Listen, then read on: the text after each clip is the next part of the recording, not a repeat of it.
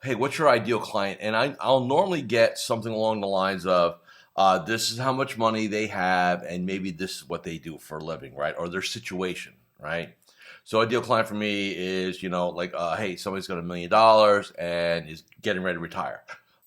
Hi, this is Coach Joe Lucas, and welcome to the Magellan Network Show. My goal inside of this communication, this show, is to share with you my nearly 30 years of coaching some of the most successful financial advisors in North America.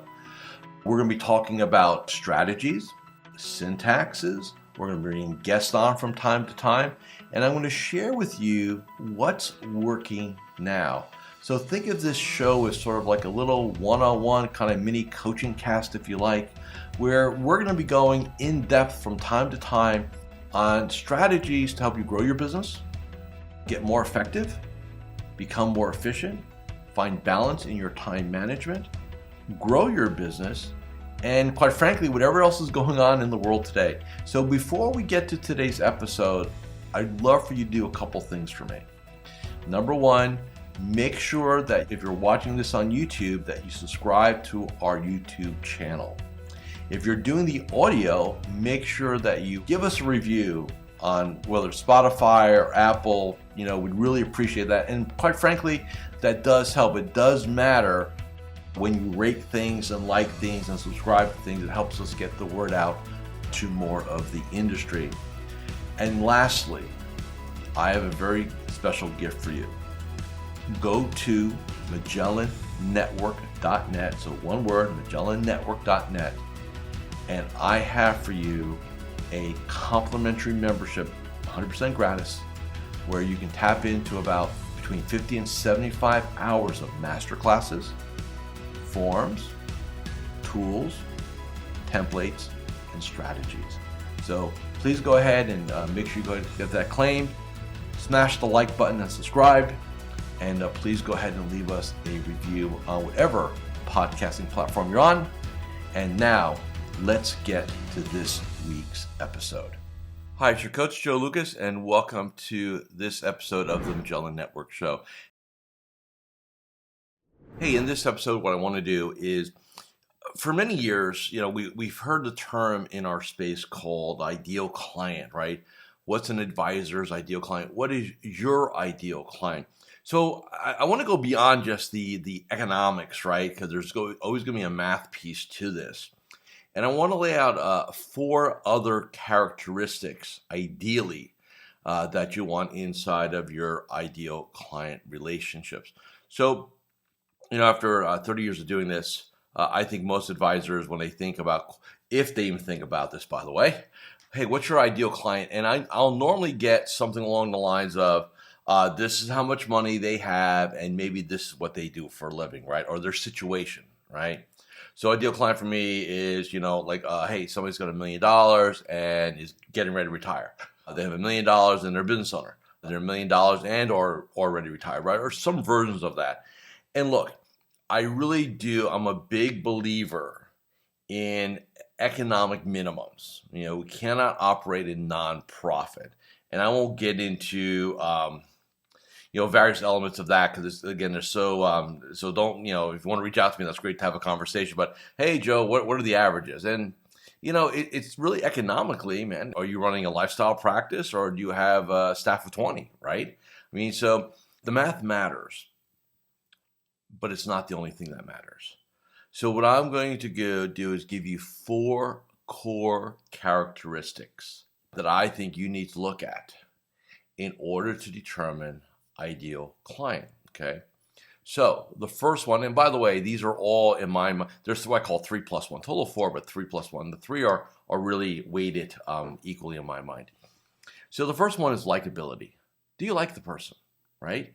Because I've seen in my career, advisors will. I'll be talking to one of my clients, and they'll be talking about, yeah, so-and-so's coming in for the review today. I hope they cancel. I go, why would you want a client to cancel on a review? I just don't connect with them, right? They're smelling like pain in the butt, right? Something like that. And so when you've got a client, if you have clients that you wish were, don't return your call, don't schedule the reviews, reschedule the reviews, like having to kick that can down the road. I mean, there's something that I'm not saying you got to go out and have dinner, like go on a 2-week vacation with your client. I'm not saying you have to like them that much. But there has to be a level of rapport and a level of understanding, okay? And you've got to search that, right? So likable or likability is super important. And I know it's some of you going to write back, well, Joe, hey, if so-and-so pays me a lot of money, I'll learn to like them. First off, that's incongruent, right? And inauthentic. And human beings subconsciously can sniff out incongruency. So likability first. And, there are exercises, so here's a thing that I learned early in my career. Let's just say you're with someone, maybe you got referred to them, so they're not really a client yet, but you're not feeling the vibe, right? So a lot of time what you could do, the way you can connect with a person is just ask yourself, hey, what could I like about this person? What do I respect about this person? Where can I find my commonality with this person, right?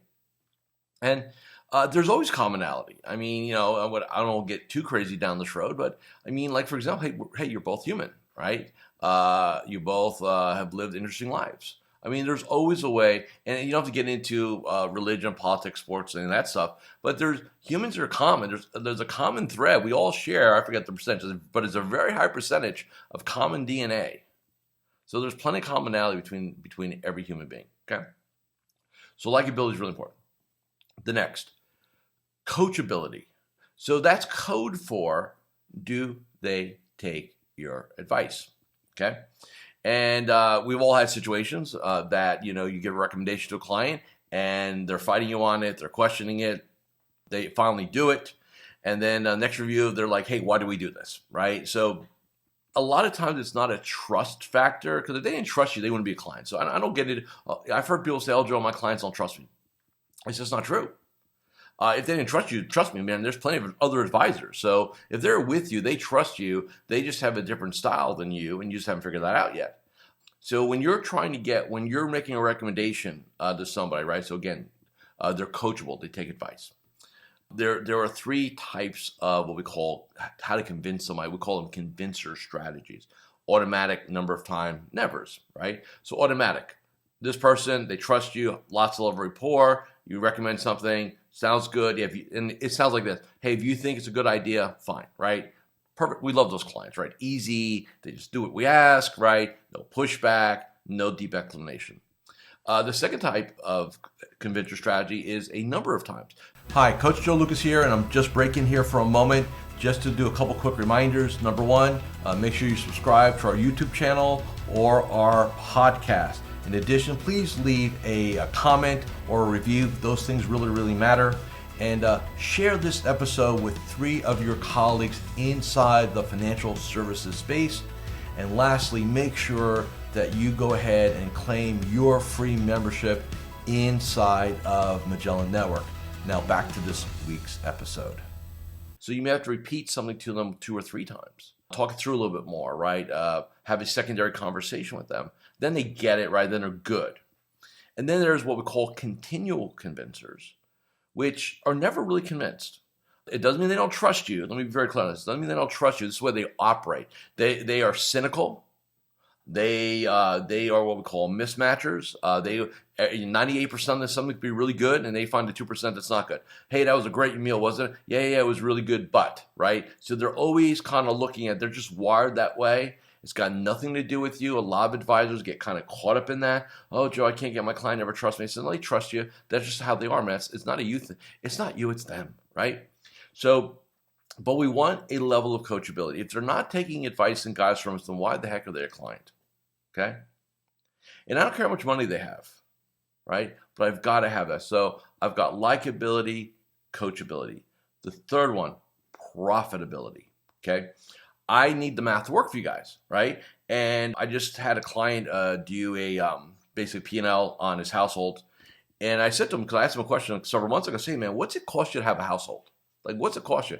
And there's ways you can swag it, right? Take your overhead, staff, all that, divide it up by number of households, you get a feel for that. But what most advisors don't do, then figure out their, hey, taxes count, right? You got to pay, whether you pay all of it or some of it, right? Tax, state, local, federal, they all count. So you start putting that in the mix. I mean, I just said something, and this guy runs a lean practice, quite frankly.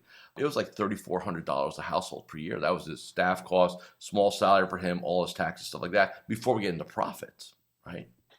So I have a tough time thinking.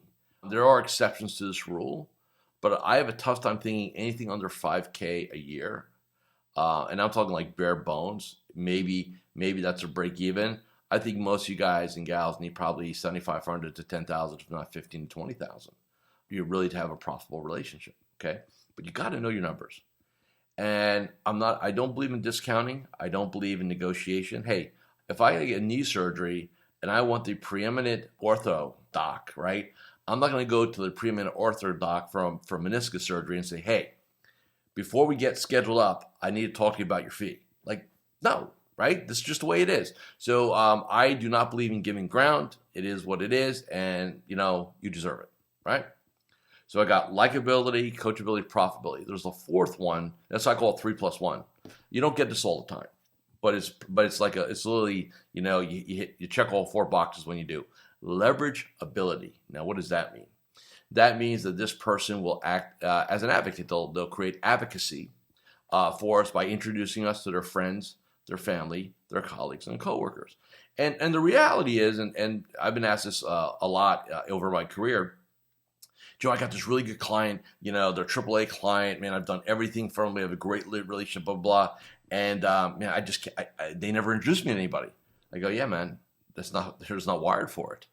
Now, you can create situations like hosted happy hours, webinars, stuff. And maybe in a future episode, we'll talk about those a little bit more. But there are just certain people that don't refer.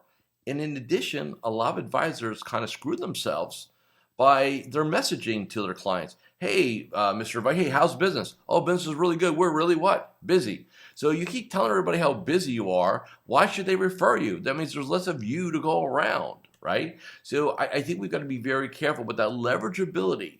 Again, that's the +1. If I can get that leverageability, I got some. I like them. They take advice. They're profitable. They're leverageable. Those are the 4 key elements of a great client relationship. This is an ideal client, okay? And whatever else they do for a living, that's fine, right? I get that. I mean, if you got a niche or a specialty, I'm totally cool with that. But don't get caught up in the, I deal with these and I don't care about the rest, right? If they pay me, I'll like them. It doesn't work that way, okay? So likability, coachability, profitability, leverageability, right? Core 4 things. So what I'd love you to do, and I do have clients that do this, by the way, scorecard, right? 1 to 5. I don't care how you do it. You can put it in your CRM, like you create some Redtail field, Wealth Box, Salesforce fields, whatever, and have, hey, likability, coachability, profitability, leverageability, 5 being excellent, right? 1 being why are we here? I mean, there's ways to scorecard client. In my coaching practice, I do that once or twice a year. It's my version of segmentation. A lot of people do segmentation purely based on economics, and I get that. But make sure that you're looking at the other elements too. Okay, super, super important. All right. So thank you again for watching and listening to this episode of the Magellan Network Show. And remember, MagellanNetwork.net. Hey, we've got hundreds of tools, templates, masterclasses, all for the taking, totally free. So come check it out. And I'll see you again next week. Thank you for watching or listening to this episode of the Magellan Network Show. Hey, if any of this resonated with you, I invite you to come to MagellanNetwork.net, and we have a powerful group coaching community of like-minded advisors. Come in for a trial. You and I will have a one-on-one conversation. Let's see if I can help elevate your game, both personally and professionally.